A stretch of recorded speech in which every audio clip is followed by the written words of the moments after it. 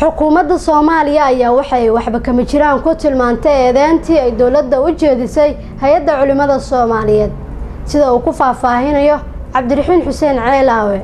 wasiirka warfaafinta Soomaaliya Maxamed Cabdi Xayir Maareeye ayaa ka jawaabay eedeyn hay'adda culimada Soomaaliya ay u soo jeedisay xukuumadda Soomaaliya oo ku aadan inay ansixiyeen sharci kalena shariicada Islaamka. Master Maareeye ayaa sheegay in dad meel uga dhacaya mas'uuliyadooda si qaldan u turjumaya go'aanka golaha wasiirada ay hadalkaasi soo saareen. wasiirka warfaafinta oo hadalkiisa sii wata ayaa sheegay siyaasadda jinsiga uu u furan yahay qof kasta isla markaana la akhrin karo isagoo tilmaamay inaysan ku jirin qodob dhaawacaya diinta islaamka.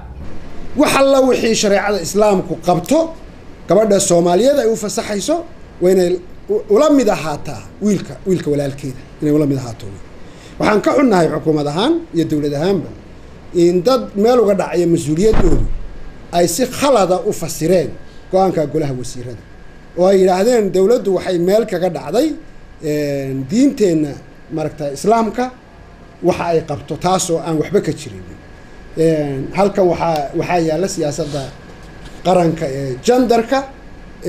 waa la akhrin karaa qof kasta ayay u furan tahay sharci ama siyaasad la faafiyay weeye sharci ma ahane waa siyaasad waa policy la doonayo bulshada Soomaaliyeed meelaha ay ka liidato ama xaq dhaqan ha noqoto ama xaq siyaasadeed ha noqoto ay in laga soo qaado la doonayo si bulshada Soomaaliyeed xooggeeda iyo kartideeda iyo aqoonteeda dalku uga wada faa'iideysto iyada oo base looga dhigay siyaasadda dawladda looga dhigay diinta islaamka. sidaad ogtiin golaha wasiiradu markasta uu go'aan gaarayo go'aan siyaasadeed ama mid sharci wuxuu leeyahay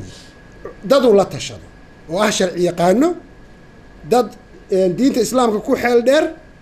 dad dhaqanka Soomaaliyeed ee suuba ku xeel dheer ilaa go'aamadaas dadkaas la soo marsiiyo. anigu haddaan sharci keenayo waa inaan soo marsiiyaa gariiqaanka guud oo u taagan sharci yaqaanka u taagan waa inaan soo marsiiyaa la taliyaha dhinaca diinta islaamka ee golaha wasiirada shuruucda islaamiga waa inaan soo marsiiyaa la taliyaha dhinaca dhaqanka ee golaha wasiirada markaa kadib ayaan golaha wasiirada keeni karaa. Maxamed Cabdi Xayir Maareeye wasiirka warfaafinta ayaa sidoo kale sheegay in dawladda Soomaaliya aysan ansixinaynin wax kasta oo ka hor imaanaya shariicada islaamka. aanu bulshada Soomaaliyeed uga digaynaa dadka aan dawladda rabin doonaya dawladooda iyo shacabkooda inay iska hor keenaan inay ka waantoobaan propaganda ay fidinayaan base ka lahayn salka lahayn inay ka waantoobaan. dalka Soomaaliya shuruuc buu leeyahay dastuur buu leeyahay dastuurkiisu wuxuu qorayaa حتى كي لحدن كي دستور كميل جارك أيوة كأدقي واحد كستا أو شرعية أو كهر إيمان يا دين الإسلام كا شريعة الإسلام كا ووحبة كبجران دستور كان نجوين أنك دين الإسلام كان نجو كلاه وسيرة كوين ما سمين كرنو واحد كهر إيمان يا شريعة الإسلام شرع يقولون نوما أو كلا